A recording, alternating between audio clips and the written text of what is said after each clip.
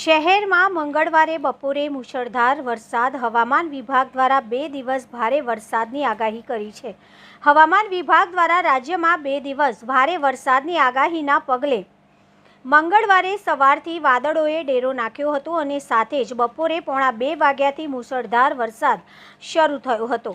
ભારે વરસાદની આગાહીના પગલે વાઘોડિયા તાલુકામાં મોટાભાગની ખાનગી તેમજ સરકારી શાળાઓમાં બાળકોને બપોરે 2 વાગ્યા પછી છોડી મૂકવામાં આવ્યા હતા। હવામાન વિભાગ દ્વારા આગામી 30મી જૂન સુધી રાજ્યમાં ખાસ કરીને દક્ષિણ ગુજરાત અને ઉત્તર તથા મધ્ય ગુજરાતમાં મધ્યથી ભારે વરસાદની આગાહી કરવામાં આવી છે, જેમાં મંગળવાર તથા બુધવારે ભારે વરસાદની આગાહી કરવામાં આવી છે। ત્યારે મંગળવારે સવારથી જ શહેર માથે જાણે વાદળોએ ડેરો નાખ્યો હતો અને બપોરે 1:30 વાગ્યાથી વરસાદ શરૂ થયો હતો। વાઘોડિયા તાલુકામાં વરસાદને ધ્યાનમાં રાખીને કેટલીક ખાનગી અને સરકારી શાળાઓમાં વિદ્યાર્થીઓને છોડી મૂકવામાં આવ્યા હતા। બીજી તરફ શહેરમાં ભારે વરસાદના પગલે કેટલાક નીચાણવાળા વિસ્તારોમાં પાણી ભરાઈ ગયા હતા, તો લોકોએ બિનજરૂરી બહાર નીકળવાનું ટાળ્યું હતું।